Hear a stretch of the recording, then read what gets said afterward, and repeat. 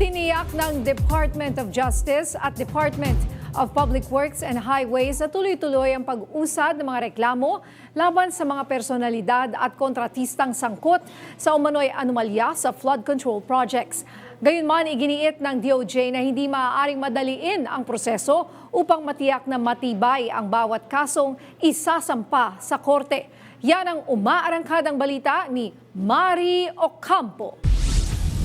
No, and I heard also promises being made. That's why people were expecting sometime in December that people will be jailed.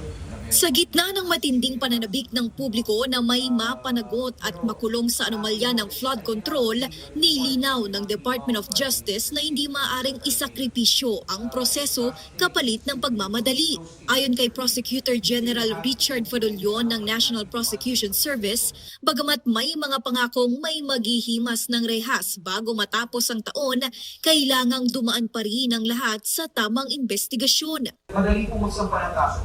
Ang mahirap po, patunayan yung kaso. So, kailangan na ang kaso isasampa mo ay matibay na ebidensya para matiyak mo naman na yung resulta gusto mo makukuha mo.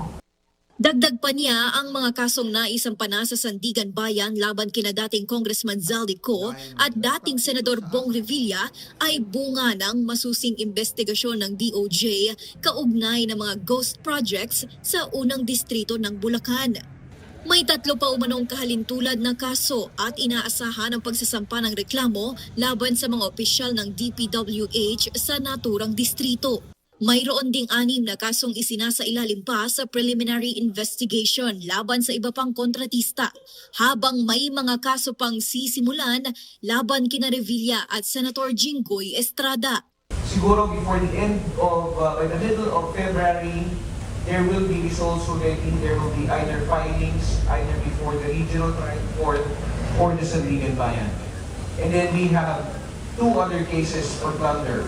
You know, this time as against 2 or 3 cases against upper plunder as against Senator Estrada and then again former Senator Bong Revilla.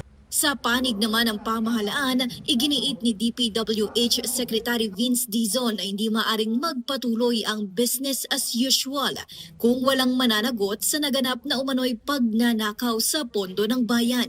Ayon kay Dizon, tuloy-tuloy ang koordinasyon ng DPWH, DOJ, NBI, ICI at Office of the Ombudsman sa paghahain ng mga kaso. Nitong nakarang araw, siya mismo ay tumestigo na sa Sandigan Bayan sa unang kasong isinampa laban kay dating Congressman Zaldico, kaugnay ng substandard na proyekto sa Oriental Mindoro. Sabi nga po ni PG na kailangan magtiwala tayo sa proseso. So may proseso tayo, talagang pinipilit na pabilisin dahil lahat naman tayo galit, lahat tayo naniinip. Pero kailangan siguraduhin na yung ebidensya matibay.